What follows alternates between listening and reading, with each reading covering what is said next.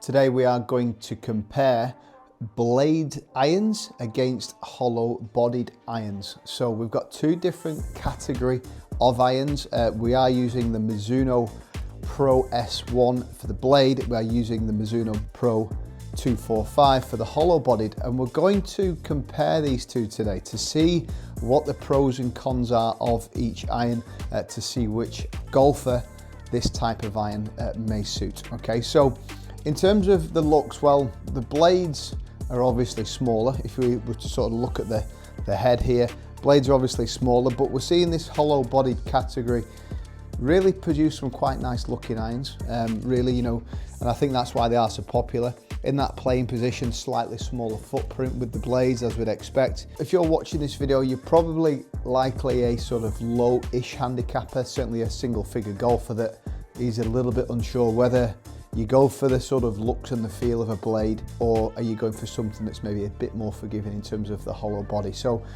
really today I'd say looks clearly better with the blade, but not a lot, to be honest.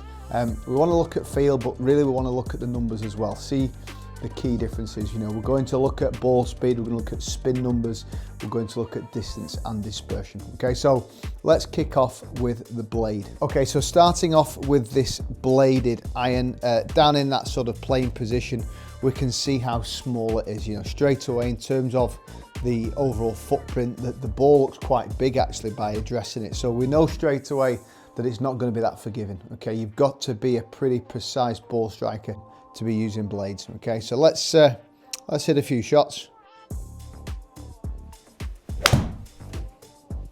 So straight away that feels really nice, feels really solid, very soft. I mean, Mizuno in particular do produce soft irons, but you will find that across the range of brands that the blades are definitely nice and soft.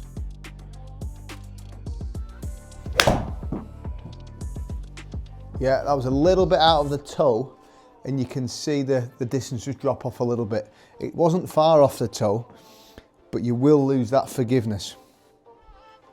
But again, nice and straight. Yeah, good again. But what you'll see there, you know, carry's quite modest, isn't it? 154. Typically my 7-iron is going to be 160 to 170, so you will lose some distance. So think about your own game, you will lose some distance with a blade. Again, just a little bit off the bottom there, so ball speed is not amazing. Again, a little bit heavy there, so we can see very little forgiveness in this club, but it does feel nice. So it's really that trade-off, isn't it? Seems to be going quite straight.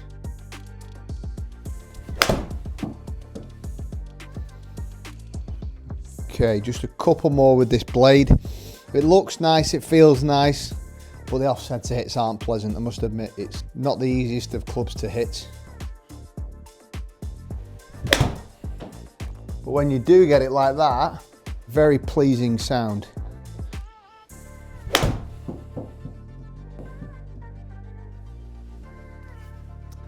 Okay, so that's 8 shots there with the blade. Looks nice, felt nice, wasn't the most forgiving, certainly wasn't the longest. You know, ball speed averaging there at 111 miles an hour, so the ball speed was low. Average distance only carrying 155. Spin number's good though, 5,700 spin.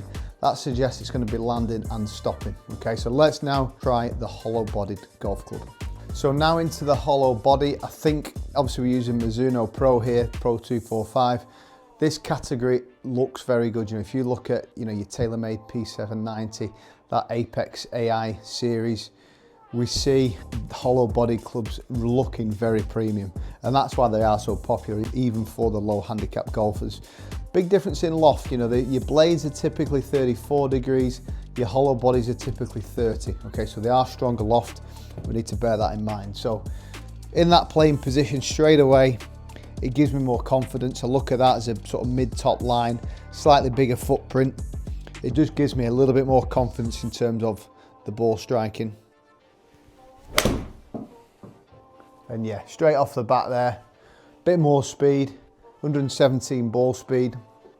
Spin numbers dropped, but you can see the carry there, 170 yards. So straight away, we're getting about another 15 yards. Very good. Yeah, felt good, but spin number a bit low there. That's a bit concerning there at 4,600. But the feel's just as good. You know, you find, you know, now obviously you find with these hollow body golf clubs that they are forged faces, so they've got the tech in there for speed, but they've got the forged face.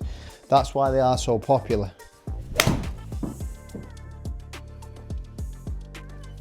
Yeah, not bad, just leak that out right a touch.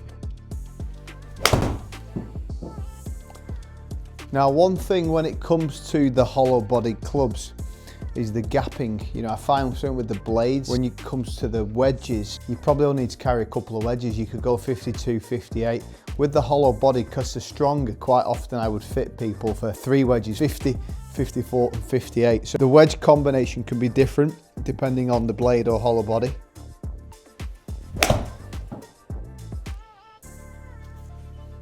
Yeah, pretty good again. Certainly feels just as good. It's longer. The spin number's a bit low, which may affect the control when it lands.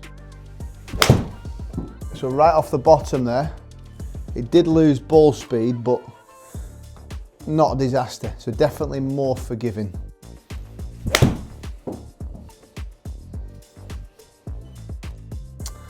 Okay, so that's 8 shots with each club. Be very interested to see the results. I have got my own feelings, but let's initially take a look at the dispersion. Okay, so dispersion quite similar, isn't it really? You know, if you look at the size of those circles, not a lot in it really. You know, I felt like I struck them both quite similar. Dispersion, not a lot. I would imagine a slightly higher handicapper, you'd probably find the dispersion will be tighter with the hollow bodied, more spread out with the blade, because you're going to lose so much distance with the blade. But actually, on those shots I've hit, there's not a lot in the dispersion.